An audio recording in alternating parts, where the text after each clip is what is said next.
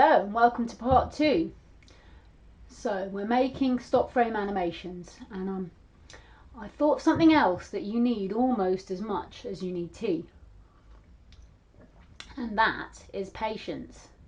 You have to be really patient with this process, which is probably why I'm not a professional animator. I haven't got the patience. It's a slow process. So hopefully you've had a bit of a play by now.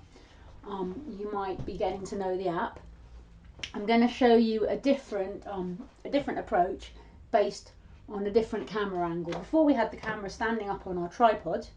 Now I've got my camera balanced on my very high-tech piece of plywood coming out of the shelf.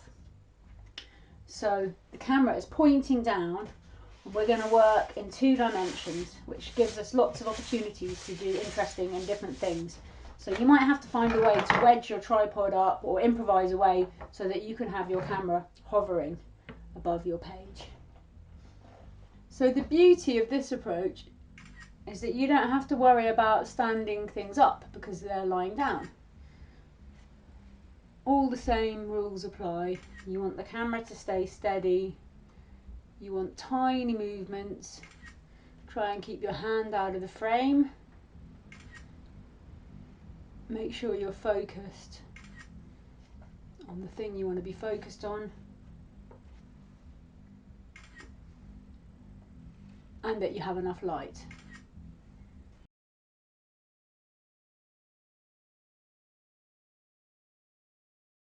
So you can also use this horizontal approach to do an animation by drawing. And the best thing for that is like a chalkboard or a whiteboard that you can wipe, because obviously you're drawing and you're changing your drawing all the time. I haven't got either of those, so I've just got a piece of black paper and I'm going to just try with some chalks and a rubber. So it's going to be a little bit rough, but I like to do these so you can make a drawing appear just by drawing a little bit at a time.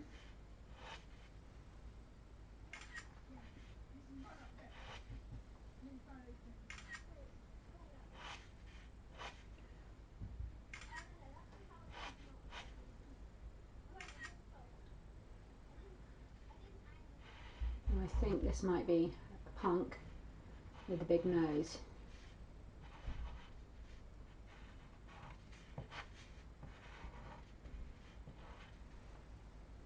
So there he is.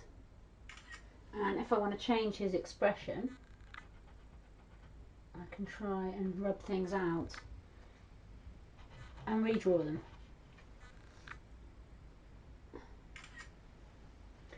Eyebrows are good for expression. Looking a bit cheeky. If I rub it out, maybe I can make him look a bit more surprised.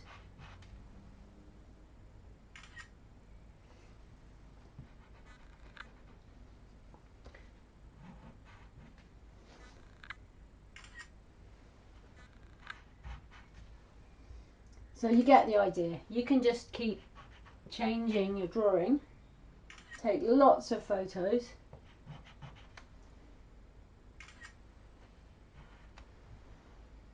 and it's also quite good for writing with.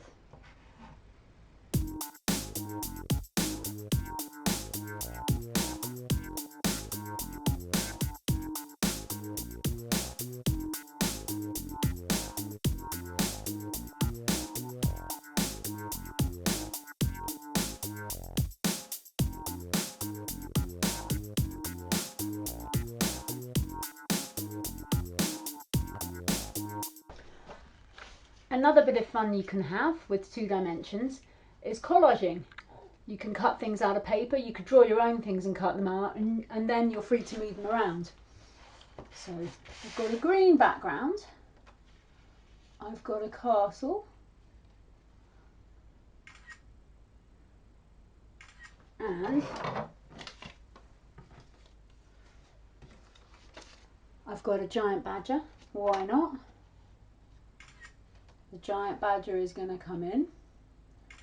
You can tape things down or use blue tack so that they don't move around if you don't want them to.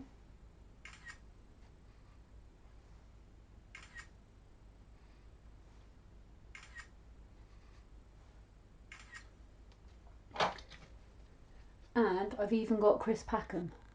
I'm going to find somewhere for him to fit in.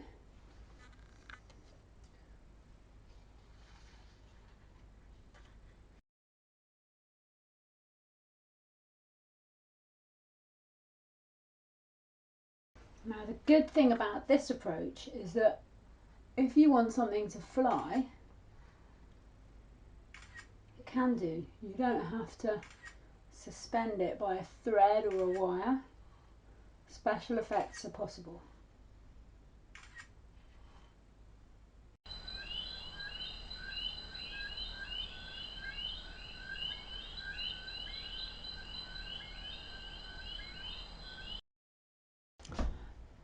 So it's also worth remembering that you can add a soundtrack to your project.